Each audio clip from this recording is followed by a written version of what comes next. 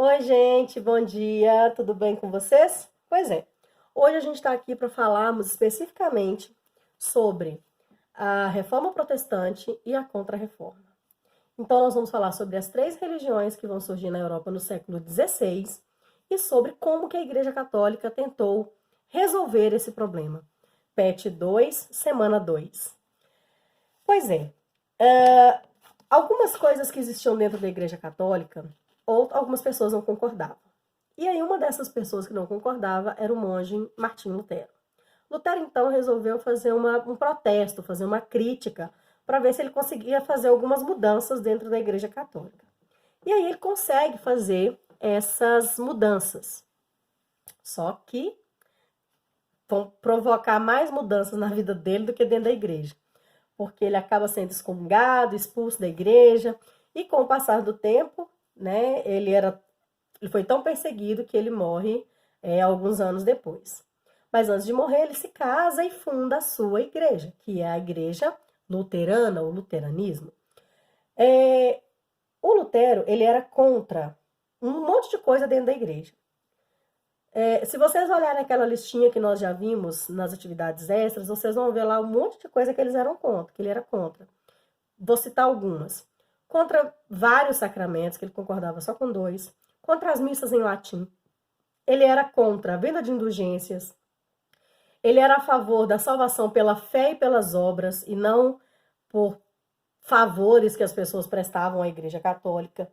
O Lutero, ele era uma pessoa que defendia o uso da Bíblia como o livro mais sagrado e o principal de todos, né? Não deveriam existir. As regras que a igreja tem que estar na Bíblia. E não criar um livro de regras para a igreja. O livro de regras para a igreja existe, a Bíblia. Ok? O Lutero, então, ele vai fundar na Alemanha a primeira igreja protestante, que é a igreja luterana, no século XVI. E essa igreja protestante, ela nasce das chamadas 95 teses, que eram as coisas que ele não gostava na igreja católica, que ele fez uma listinha e pregou na porta da principal igreja da Alemanha, né? O que causou um alvoroço gigante na igreja católica, né? Todo mundo contra ele. Mas muitas pessoas a favor. E uma dessas pessoas que estava a favor do Lutero era um homem, né? De uma família riquíssima, lá na Suíça, que era o chamado João Calvino. João Calvino, ele era super a favor das ideias de Lutero, porque ele achava também que a Bíblia era o livro que deveria indicar como que seria a vida das pessoas. E ele era contra, a Igreja Católica era contra o lucro, a usura, os juros, né? As pessoas ricas demais. Por que ela falava isso, né? Porque ela queria tudo para ela. Então ninguém pode ser mais rica do que ela. Por isso que ela era contra que as pessoas acumulassem riqueza ou tivessem muitos bens materiais. Que ela falava, quanto mais bens materiais você tem, mais dízimo você tem que pagar, né? Então, ela era contra que as pessoas ficassem ricas, digamos assim, em grosso modo, tá? E aí, o que que ela fez? O que o Calvino fez? Falou, ó, seguinte, eu acredito na predestinação. Todo mundo, quando nasce, Deus pega um livrinho e escreve a história dele todinha, do início ao fim. Se naquele livrinho está escrito que você vai ser um homem de sucesso nos negócios, que você vai ter um enriquecimento material, que você vai ser uma pessoa que vai ter poder, que vai ter sucesso nos negócios, que vai se desenvolver bem, você está predestinado a ser salvo. Agora, se você tenta de tudo e nunca consegue nada, você está predestinado a não ser salvo. Simples assim, tá? E ele era apoiado por muitos burgueses, por comerciantes que eram extremamente ricos, que falavam, peraí, na igreja católica eu tenho que pagar um dízimo absurdo, né? E eu não posso ter mais dinheiro do que ela. Agora, nessa igreja aqui eu já posso. Nessa igreja, se eu tenho, é porque Deus quer que eu tenha, né? Porque eu tô correndo atrás para isso. Agora, lá eu não posso, então eu vou para essa igreja nova aqui. Então surge a segunda igreja protestante, que é a igreja calvinista, que é a igreja do João Calvino, lá na Suíça. Ele era francês, mas ele morava na Suíça, então ele criou a igreja na Suíça. Logo depois dele vai vir uma terceira pessoa que vai falar, opa, achei uma oportunidade. Henrique VIII. Henrique VIII era o rei da Inglaterra no século XVI. E ele era casado com Catarina de Aragão, mas ele desejava se separar dela para poder ter filhos homens. Porque ela tinha dado uma filha para ele, Maria, né? Maria I. Só que aí ele queria se separar. Só que na Igreja Católica não é permitido o divórcio. Não se pode divorciar e casar de novo dentro da igreja. Você pode divorciar, casar de novo no cartório. A igreja é uma vez só. A não ser em casos muito extremos, o que é bem difícil de acontecer, tá? O Henrique VIII, então, entra em contato com o Papa. Falou, Papa, é o seguinte, tô precisando conversar com o senhor duas coisas. Primeiro, eu preciso divorciar da minha esposa, da Catarina de Aragão, para me casar com a Ana Bolena. Papa, oi, tá doido? Aí, não, tem mais uma segunda coisa, Papa. Eu vou confiscar os bens da Igreja Católica lá dentro da Inglaterra. Papa, oi, de novo, tá doido? Vai pegar as minhas terras, vai pegar os meus bens? Vou. Eu queria entrar em acordo com o senhor. Pode? Não. Aí eu falo, então eu vou fazer poder. Então ele cria uma nova religião. E nessa nova religião, que é o anglicanismo, ele confisca os bens da Igreja Católica, redistribui esses bens entre as pessoas do interesse dele, para ele ter mais poder político. Segunda coisa que ele faz, se divorcia da esposa e se casa novamente com Ana Bolena. Só que ele vai ter mais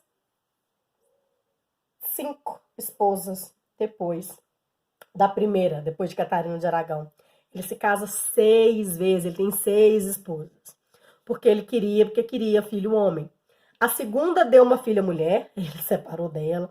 Aí ele foi até a quarta que deu um filho homem pra ele. Beleza. Só que aí também acho que deve ter enjoado dela, sei lá, aliás, ela, né? Ele vai enjoando de todos, mas ela morre no parto. E aí ele automaticamente se casa novamente, né? Nesses casos, a igreja permite o casamento dentro da igreja, que é quando a pessoa é viúva. Então, porque lá fala o casamento até que a morte o separe. Então, quando a morte separa, então é permitido o casamento dentro da igreja, tá bom? Na igreja católica, tá, gente? Eu tô dando um exemplo aqui.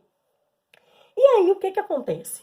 O Henrique VIII, então, criou a sua igreja, também baseado na Bíblia, também baseado nos 2 sacramentos, batismo e eucaristia, né?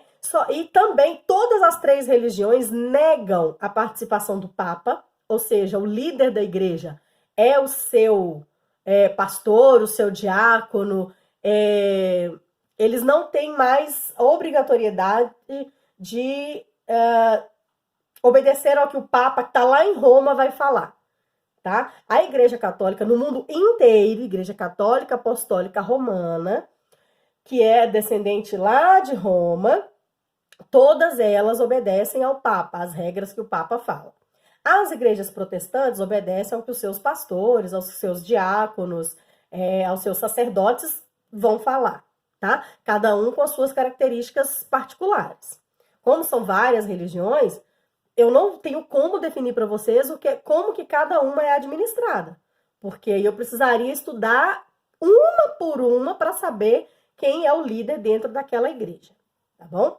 Na Igreja Católica existe um líder, que é o Papa, e aí do Papa vão descendo as ordens eclesiásticas, até chegar no mais baixo, que é o padre, e depois do padre vem o diácono e o seminarista, tá bom? Que é quem está estudando para ser padre, tá? Mas ainda não é uma autoridade total dentro da Igreja Católica. Então, como autoridade, vem do Papa até o padre, tá? Falando de homens. Das mulheres é do Papa até as irmãs de caridade, as freiras, tá bom? Para poder corrigir a reforma protestante, a Igreja Católica criou o Concílio de Trento. E dentro do Concílio de Trento, ela reafirmou várias coisas, ela mudou algumas coisas, e algumas coisas que ela tinha, ela afirmou mais ainda, e algumas ela tirou. Uma das que ela tira totalmente é a venda de indulgências. Mas ela cria uma, na verdade não é que ela cria, ela volta com uma de uma forma muito forte, que ela renasce o Tribunal de Santo Ofício. O Tribunal de Santo Ofício, ele tinha a função de investigar os casos de heresia, julgar esses casos de heresia, condenar, né, se era positivo ou negativo a heresia que estava sendo investigada, e se fosse condenado culpado, ele tinha a função de punir essas pessoas. Então ele fazia o processo inteiro, desde a investigação até a punição final, tá? Que era absolver ou até mesmo matar as pessoas que eram consideradas hereges, tá? Basicamente, é isso que a gente vai ficar por aqui hoje. Se vocês quiserem, o Concílio de Trento tem naquele texto que eu já passei para vocês, para o vídeo não ficar muito extenso. Então, todas as informações que eu falei aqui e outras mais estão naquele texto da semana 1 das atividades extras que eu passei para vocês, tá bom? Beijo, fiquem com Deus, uma boa semana.